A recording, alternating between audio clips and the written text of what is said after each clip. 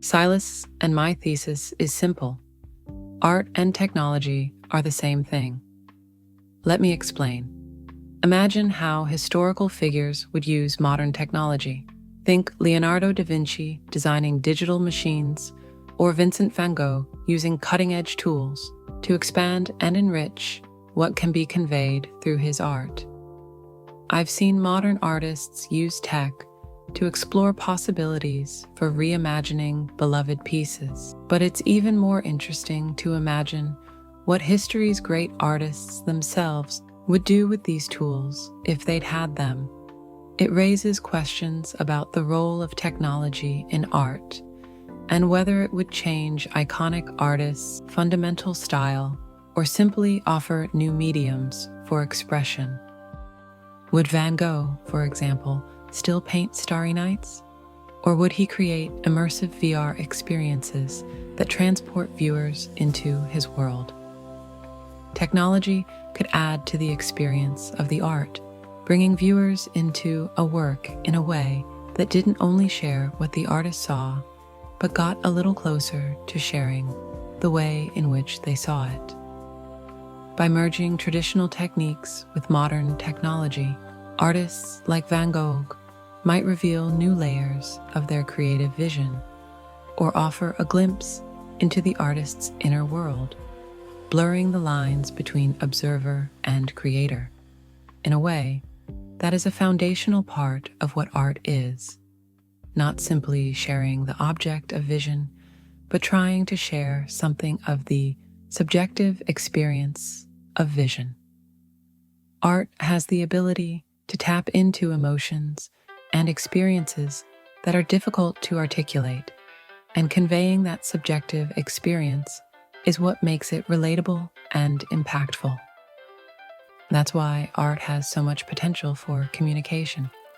Silas, being neuromythic in a neurotypical world, has often said that he feels like an isolated stranger in a strange land. But through art, he can assemble little packets of information about how he thinks and feels, and send them out into space for aliens to find and decode. In this way, art parallels the way technology seeks to overcome our limitations, whether biological, spatial, or temporal. Stated another way, this perspective on art as a tool for transmission or translation, allowing people to access and understand each other on a deeper level, mirrors the idea of how technology transcends practical or biological limits. That's also why evolving technologies are so integrated with art, because the artist's ability to share the subjective experience of vision is always imperfect. Exploring new technologies gives new tools to keep refining that ability.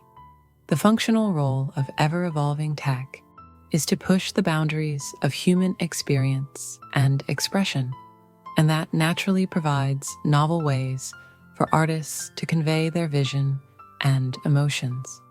It's a symbiotic relationship between art and technology that continually fuels innovation and creativity. Great artists of history pushed the limits of what technologies enabled at the time, so imitating them is not the same thing as following in their footsteps.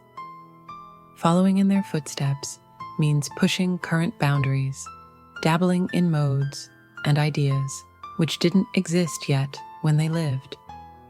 It's a mindset which encourages experimentation and forward thinking. By embracing new technologies, artists can honor the spirit of innovation that drove masters like Da Vinci and Van Gogh, rather than simply replicating the methods they used, which were shaped by the context of their time.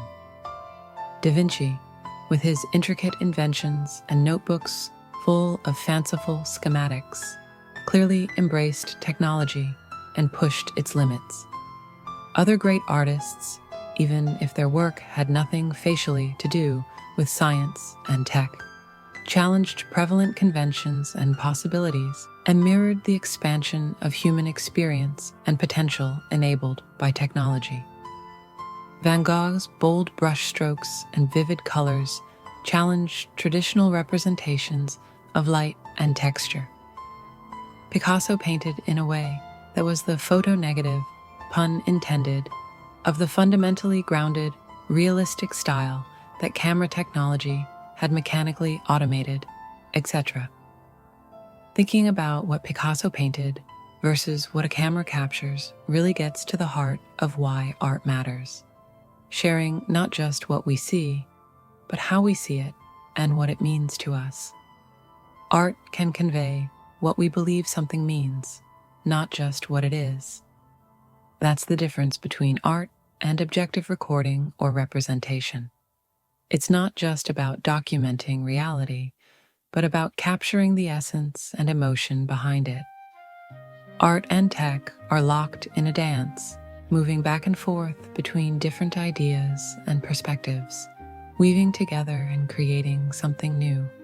Said in a less flowery way, the symbiotic growth of technology and expression is too complex and has too many branches, apparent contradictions, and bifurcations to describe it, or even think about it in a straightforward way where only one answer is true and all others are false.